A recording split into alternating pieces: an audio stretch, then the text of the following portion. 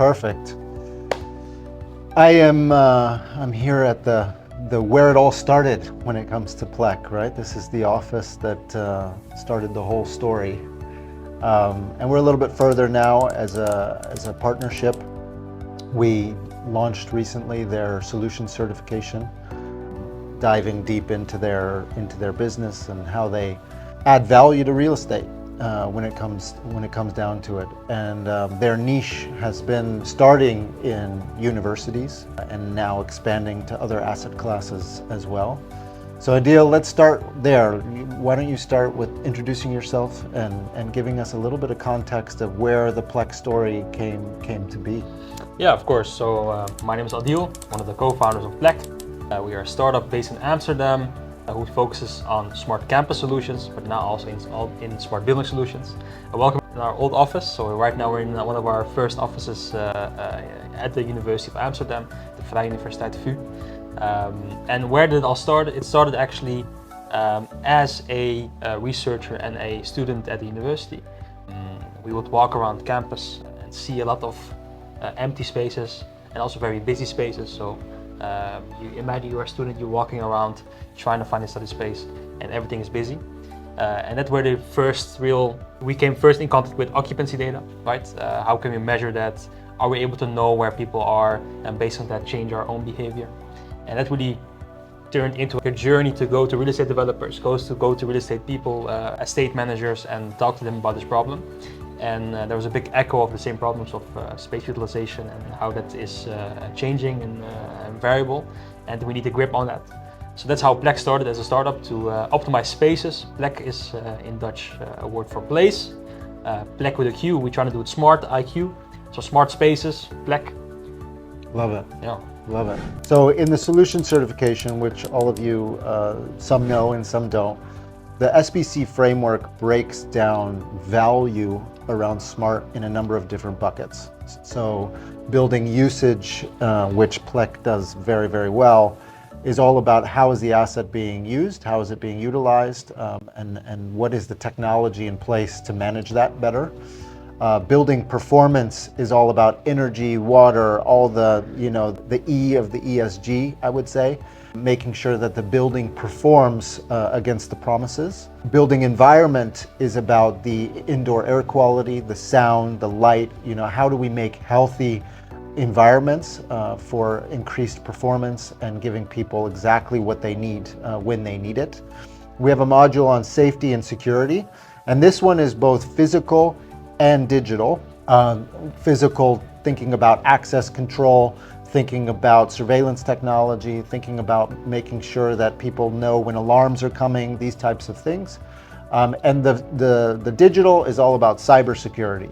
As we make these buildings more and more smart, as we call it, we need to make sure that that data is secure, and we need to make sure that the infrastructure is secure. And then the last module is user behavior and collaboration, which of course PLEQ delivers well on as well. Making sure that people can interact with the building in the way that makes sense for them, but also interact with each other. How can people find each other? How can people find what they need out of a building? All of those are brought together with connectivity and infrastructure, because of course without connectivity and infrastructure in your building, the whole thing falls over. And integrative design. So how can we, with the least amount of technology, actually add value in all of those different areas? So what we're going to do is I'd like to go step by step through this and hear your vision and goals of how you see PLEQ adding value in that space. And yeah, let's see where the conversation goes. So building usage, right? And that's, I think, the crux of the whole PLEQ solution, the main focus. How do you all support organizations in understanding how their asset is being utilized and how they can get more out of it? How does the PLEQ solution support? Of course. So what we really try to focus on when we go to an organization is, first of all, check if they are asking the right questions. So an organization wants to know how my space is being used. What do you really want to know? Do you want to know how many people are in the building? You want to know how specific type of functions are being used, for example, the workplaces, the meeting rooms. Right? There's always an underlying questions or underlying anecdote of something they've experienced that they want to improve, or internal KPI or something. So first of all, our job is to really measure with a goal, right? So what do you need to measure? Secondly, what we then try to do is set up the most efficient plan to start measuring that. So we've had multiple use cases. I can give some examples. For campuses, we are measuring campus occupancy, so how many people are over the whole portfolio of all our buildings. So there we're talking about entrance sensors, but how are we going to identify all the entrances? Are some only for people from the business side, right? So these questions we try to also go through. And then there's also inside of the building. What we try to do there is really also look into different ways of measuring it. So for example, a meeting room. We have a very big, this year is really big, in the Netherlands at least, on the Kameel pattern. So for people who don't know, in the Netherlands right now, there's a very big utilization on Tuesday and Thursday, but all the other days are very remote and everyone just is at home.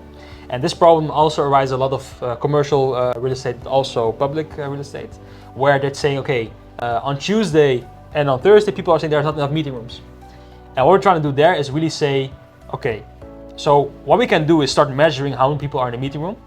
What we can do is also start measuring the show up to meetings. So what do we need to do there?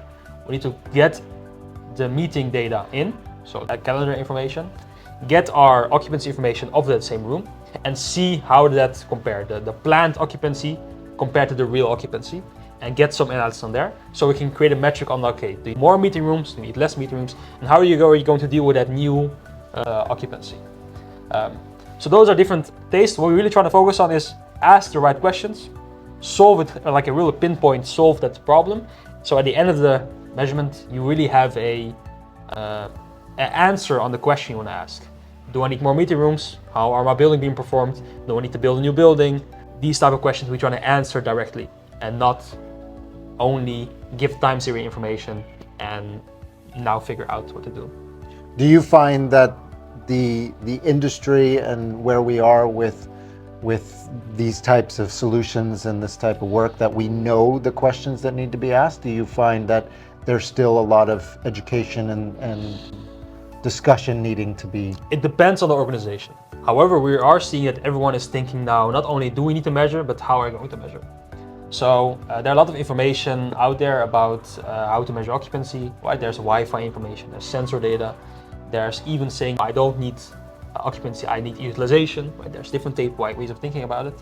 So we do see that once we come in, we do have to set like a baseline of understanding, like what is the state of the art right now of measuring occupancy. So is changing, however, in all organizations, and we do see that people are going as a trend towards understanding occupancy and knowing that they need occupancy information.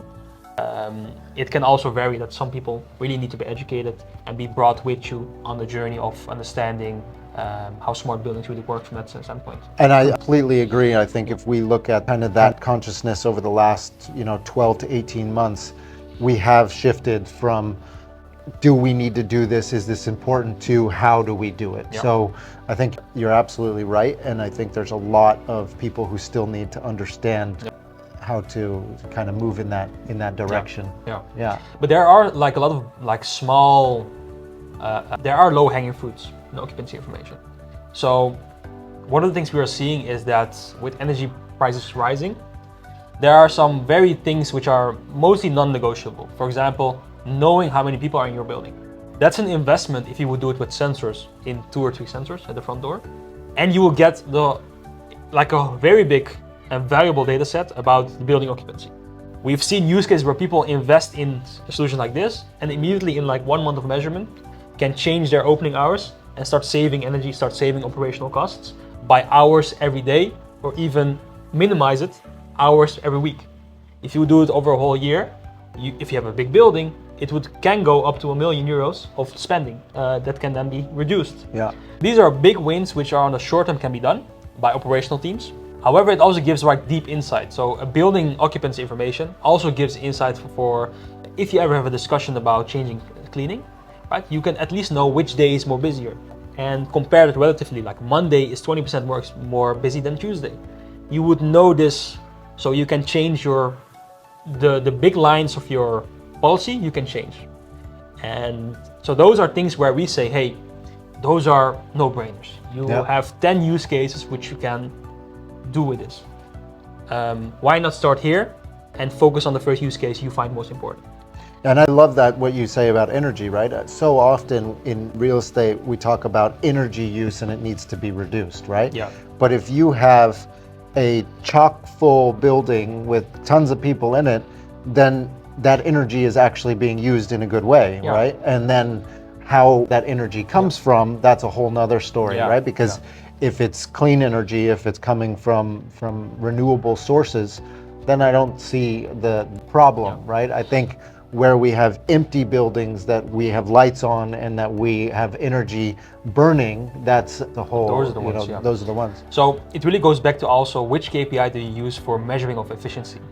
In a way, normally people would say energy divided by the amount of square meters we have. So kilowatts divided by square meters. Well, with occupancy information, you can change that perspective and say kilowatts per user. And that's the real metric for efficiency, because a building can be very efficient from a kilowatts per square meters perspective, but very inefficient because not a lot of people come there from a divided by user perspective. You can have a very nice building with all the certifications, very efficient. This is being used by 2 people and you leave everything on, it's not efficient. While compare that to a building which is full but very energy inefficient from a square meter standpoint, like it doesn't have the brain, it doesn't have all these systems, but it's being always fully utilized. There's a debate that's more efficient than the energy efficient building. Yeah, 100%. So that's a perfect bridge to the building performance, right? When we talk about energy and water and we talk about the E of the ESG, how do you all support that process in practice, in practical terms? So recently we have really invested into, so we have nice projects going on where we are measuring occupancy information and directly answering questions. However, next step always has to be that more stakeholders want to have this information to change operations. And one of the important stakeholders are the building managers. So people who are managing the BMS systems, the other systems that they have. And these people are unique that they can change this insight of occupancy or other data points into action as a parameter change in their BMS. So what we've seen lately is that when we look into that, how that is going right now, the status quo, we are measuring all the information. At some point, a building manager who has a whole list of things he has to do now has to become a data scientist. He has to go into the Excel sheets, get different data together. Sometimes it's even hard to get this information out. Even occupancy data is time series, right? So you need to be able to interpret it in means and in maximas and minimas. And then it becomes hard to, from that, get an action and get a change in the building. So we're seeing there a change where we are trying to introduce an AI model there. And this AI model really has something unique. It can be a ad hoc data scientist. In 1 minute, you can ask a question as a building manager and say, hey, what's happening in the building? What's happening in this specific department? What can I change based on this data, on the occupancy patterns, to change the parameters in my building? So we're seeing the shift there where occupancy, we're making it easier to adapt occupancy information in your operations of the building. And that was the crux in making it accessible to a building manager, making the barrier lower of utilizing the information. So that's a trend we're seeing right now, which is very exciting. It's new technology, which we're all seeing a lot of nice feedback about. And it's going very fast in development. Is that then a manual exercise of using the occupancy and feeding back to the BMS and the energy optimization, or have you been part of projects where we're starting to automate that already? We are starting to automate that. However, in this phase in the whole market, I really believe, is that we're trying now to create trust into the AI model or trust into the occupancy information, right? If the occupancy information has a deviation based on anything which can happen in the real world, like someone touching the sensor or something, I don't know, it should be able to filter it away from the signal which can change the BMS, right? You don't want to have a BMS that reacts too fast. So what we're doing right now, we're trying to actually measure the decision which you can make from an occupancy, the sensor, which you can change to a BMS. We're trying to do that manually and tally how many times it goes well, because that will give statistics about we've never failed on a decision that the occupancy data set. So we have made 20 decisions manually based on occupancy information. None of them filled in. Yeah. We can build trust on the system because next time it will make the same conclusion again or the same way of concluding. So we can automate the system. So we're now on the verge of saying, let's validate and then implement in the test situation. Nice. Absolutely. I think that's the right way forward is do it in iterations and add value whilst doing it. You know? And so let's talk about environment, right? So there's a lot of research out there. There's a lot of metrics about what it means to create a healthy environment for people, something that is that drives performance, you know? How do you all support that process? And does your technology do things directly for that, or is it more of a human interaction with that technology? It's interesting. So with environment, we're talking about climate. We're talking about air quality, sound, light, biophilic design, the use of art, the use of, you know, social spaces versus, you know, specific concentration spaces. You know, it's a really complex topic, but you know, if you look at design firms, you know, they're going real hard into that. And what's interesting is our co-founder Elizabeth, she's been doing a lot of research in kind of neurodiversity, right? And she talks a lot about how we are all on the spectrum of neurodiverse and how each of us needs to interact with space and interact with our work is different. And you know, we've moved real hard into the collaboration space, right? And with small concentration spaces. And I think that there's just a huge shuffle happening in that world of what is the right level per building. I think we still have some work to do, but how do you guys see that? Is really connect with something which we objectively can measure and see if it goes up or down. Because we're talking about sentiment, we're talking about how you feel the environment, right? Some people tend to be colder faster than other people, right? So there are things which are subjective. So we're trying to really turn that into more objective information. And how do we do that? Well, we have already systems in buildings which are tracking complaints. So one of the, I think people who are listening also will probably echo this. There are a lot of people who get complaints saying, okay, meeting room is very warm or very cold, or I feel there's something off here. And that's very funny because recently we actually were working with a very big building here in Amsterdam, where they had a full database with all these like textual inputs of people's complaints, which we saw actually as a data point, which you can use for correlated occupancy information. So what we've done there, people as sensors. Well, people are the most sophisticated sensors, right? So in a sense, that's a very good one.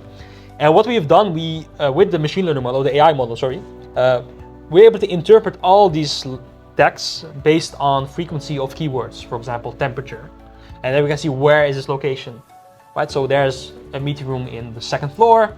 Someone 5 times have said the temperature is not good. So what can we do now as a smart building faster? So this is where the smart really starts. It's that the AI model could have a connection with the sensor data and says, okay, this complaint was at 11 p.m. or 11 a.m. In this room. The sensor that correlates with that is this. What does the sensor say? Well, there is a deviation. That's interesting. Okay, this sensor is this location in the BMS. What does it say? Oh, we have this floor parameter. We can change the parameter for this floor. Well, this is a very big loop which has been done in different systems, which then can be automated by an AI model, and the end user can get the information back and then say, you know, me as the building manager, I'll change that based on that complaint. And this is something we're seeing in wellness, where it really is about connecting data points together in an easy way. And again, it's all about reducing the barrier for the people who have to do it. At the end of the day, someone has to change something in the building. And if that person has the access to the information faster or easier, he will do that more and more often, iterate. So here's a way where you would use textual input, textual data input, sensor data input. You could even say occupancy information. Does the meeting really goes on, and how many times does it happen in the meeting room? And you can create a loop and a really understanding about your workplace, your building, etc. Do you all capture air quality data, light data, and that kind of stuff? Yeah, the BMS in this very new building had everything centrally stored. Okay. So that doesn't have local sensors or something. Okay. So it was all connected to a central, which makes it a nice data point to connect with, because if the BMS has a very nice open API stack, you can connect with it. Yeah. Well, there's of course an access thing where you have to do that. That's also the new protocol of the Open API. For the people who don't know, software packages who are now launched in Europe sometimes have a responsibility to have an open API stack, which means that they can always be connected to third parties in the same language. So in a sense, for us as a new startup, we can easily tap into these data points because of this new protocol. And we can then get data out of it. And you can change rights. You can say, I can only read, I cannot write. So I cannot put something back in the system, I can only read it. So that's the first stage. In the future, you can say, read, interpret with the AI model, and go back. Yeah, really nice. So that's a perfect bridge to kind of safety and security. And let's first start with physical safety. Yeah. Do you guys support organizations in understanding how the building is being used in that way? At some point, the data, of course, has some cross-section with security, right? So we have a dashboard where you can see at any time for the university how many people are in our buildings. So you would know a total count of, you would know which floor, for example, and then as a security person, you can change your route based on that information. However, that's something that's on to the end user to use. So it's not really something we focus on directly.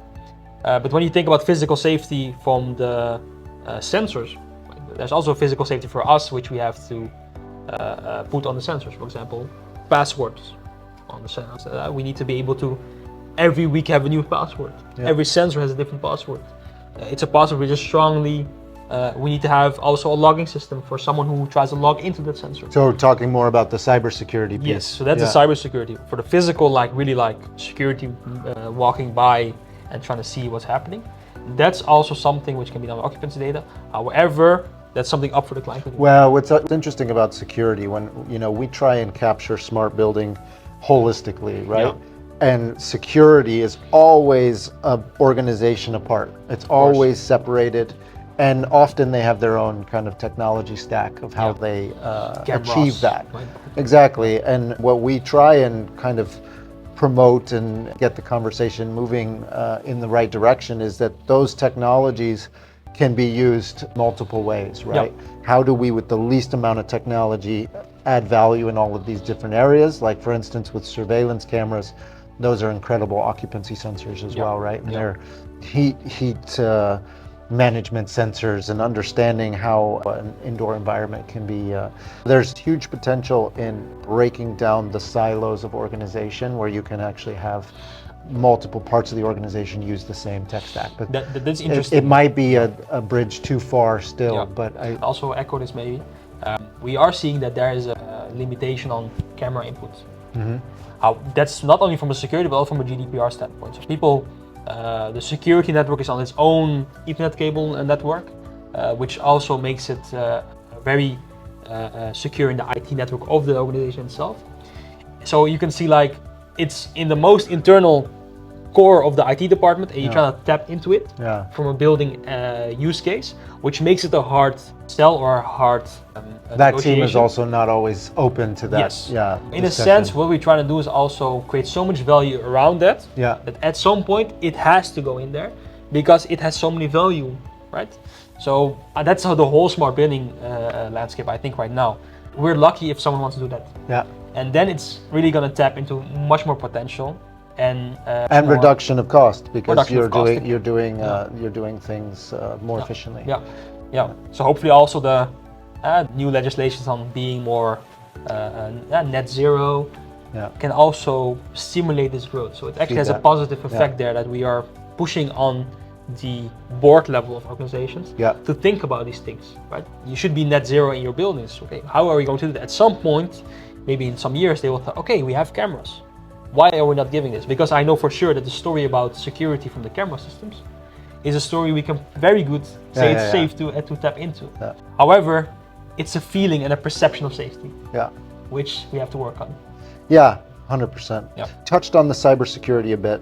Passwords per sensor changing on a weekly basis. What other kind of things should you advise, and what things do you do to make sure that that is a secure? environment. So What are the risks, right, if it's not? So in a sense, I see two things. I see the hardware, which has to be secure, and the passwords. And in a sense that if we see from the log system that people try to log into the sensor a lot, that we maybe turn off the sensor, or and we automatically create a ticket at the security department, and things like this are happening. But there's also at the far right again, which is the AI model, which any case where we've launched it, we had the question about, hey, how is this AI model going to be safe? People are also becoming more increasingly anti-big tech. Yeah. And they want to know that the data they give to this AI model, which is just like a black box in their head, is safe. Yeah. Because we talked about automation from a sensor to AI to interpretation to building management system. That feels like a very closed system, where if it goes wrong, it can close your door when you try to leave your office. Yeah. You know? It can turn the lights off while you're still there. Right? Yeah. It can make it so hot that you suffocate or something. I don't know. These are all worst cases that people are thinking about. Well, there's also been buildings taken over, right, where they've held for hostage. You know, so that is a real thing. Yeah. So in a sense, thinking from the AI model, what do you do to make that safe? So one of the first things we've seen in our research, because we started as a subsidized project for the AI model from the government of the Netherlands, and we said, okay, how can we really create it in such a way that it's safe from the most extreme sense? Okay. There are some things you can do for this. You can self-host an AI model. So in your own data service, you can host an AI model and have it closed there. So whatever comes out, it's managed by you. You see the traffic. Second thing, what you can do, you can choose what you give it. So for example, if you make an integration with Microsoft Exchange, you'll be able to know which employee is going to book a room. You can filter that and say we only give it a pseudo name. So for example, we hash the name toward an ID and give it to the AI model. So in a sense, it doesn't know who precisely it is. It knows person who is labeled. And thirdly, what you can do is finally, in a sense, limit what it can say. So the AI model can then be said, okay, whatever you do, these are the rule sets. There are methods to do this, right? OpenAI uses this, right? If you chat into a ChatGPT and say something, can you learn me how to do something illegal? It will not give you an answer. It will show you, I cannot give you this answer. Okay. Right? So I haven't tried that. You so should. I don't so know. Everyone at home, open ChatGPT right now and try to say something. It will not give you the answers because it's trained. It has this limiting capacity where it does not be able to give things which you train it on not to be able to say. So what's the game right now? The game right now is to first find a way to self-host it, which we have already done. Secondly, give it information through a hash, so only filter information, only give it information which are not personally bound. And third, whatever comes out, limited by the methods that already are set by big companies, right? Yeah. So in a sense, if ChatGPT can exist, this can also exist, right? It was interesting in the interview we just did with Anthony Slumbers on AI. You know, there was one piece of kernel of gold, we call it in those kinds of discussions, where, you know, he said, what is your guys' philosophy in that, in the sense that people say, I believe in what, there are companies that you trust with your data, and there are companies you absolutely don't trust with your data. And so it's about becoming a company that people trust with that data. So what is being said here, and I believe that this is going to be, dealt in a sensitive way. Prove. You need to prove it as a company, right? In a sense, from day one, we have tried to write every line of code in the context of security and privacy and data ownership and data openness even. All our data has an open API stack, so it can be connected to any other dashboard you have in your organization. Every step we've made in development has been vetted by various deputy information officers, so people who are in the security, into the privacy of our big organization. We work also with big names, so thankfully we've from day one been vetted by these people. Our board, or actually our board of advisors, has also people from the security departments or from university, from public organizations, from big corporates. So in a sense, from day one, we've advised ourselves, what do we need to do this, to make it also possible, and to be forward thinking in data openness, right? In the sense that even though you have occupancy from us, the data is yours.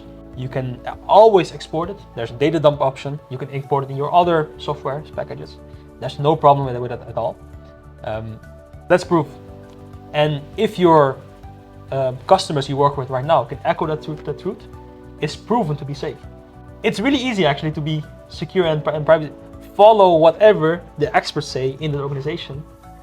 And from day one, don't try to combat or have a debate.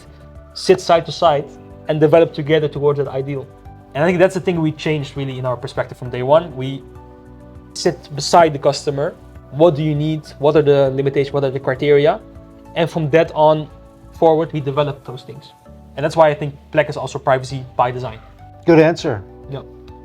So the last module is user behavior and collaboration. So how do individuals interact with the building, interact with each other, find each other, these types of things? How do you guys help foster that user experience, I would say?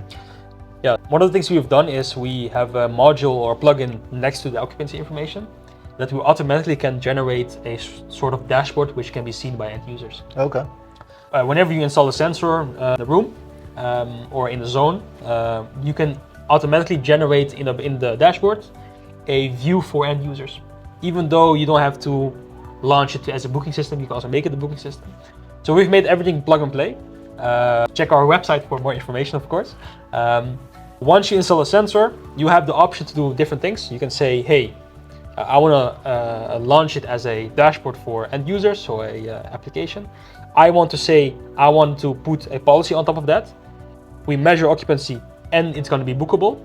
And this is the bookable booking policy, and check no-shows. And then you can launch it as that. In the same dashboard, a room pops up with booking. So in a sense, everything is streamlined. And what we've seen there, the value really is that end users are the people you try to stimulate to be more efficient. If we're talking about space optimization, in the same sense as also people optimization or people flow optimization. You try to say, can I lead you to a different place? That's why activity-based working is a very big hype, right? People like the idea of being active with match activity with space. And then it's up for the organization to have the right type of spaces, the right activity spaces. And you just then spread everyone over it. So we've seen big returns on that at the clients where we've launched that. People really always tell us like, why wasn't this here sooner, right? And that's the best compliment That's ever. the best compliment, meaning that we're really hitting a core problem here. Yeah. Right? People not only know where it's busy or not, they even know which buildings are owned. Like I can also, for big corporates probably as well, you don't know where all the hybrid working spaces are in your 5-building campus, right? So it's hard for people to know where spaces are. And how can you be more efficient with spaces or have better services if people don't know where the spaces are? Yeah. Information is step one, and then really supercharging that with occupancy information, saying, okay, and this information, right? We can also show you real time if it's available or not. Then it's a game changer. Yeah. Really cool. Yeah, giving them the tools that they need to live more efficiently and work more efficiently. So the module that holds it all together, right, is something we call integrative design, where it's how do you, with the least amount of technology, add value into all those areas, and connectivity and infrastructure. How do you guys plug into connectivity and infrastructure? I know you guys have the ability to kind of create your own connectivity, but tell us a little bit about connectivity, and also, how is your API model and your relationship with other solutions? Yeah, so connectivity was a very big part of this, especially because our first big projects were at universities and colleges. So in a sense, they have a big infrastructure already set up, and you try to plug into that. And I think a successful connectivity project is that you plug something in, and it doesn't create more maintenance. So that was the criteria you worked with. Like, how do I put something in which doesn't create more maintenance? So of course, the first thing to do then is use current systems. Thankfully, a lot of the things we are using already are there. We try to add stuff on networks they already have. So for example, Ethernet is something that everyone has. There's not a company who doesn't have Ethernet. So Ethernet is something which you can use. Our own network, however, is for very niche use cases where you have a very old building with not sufficient information and you're not able to tap into that connectivity. And then you say, you know what, we need something to create connectivity.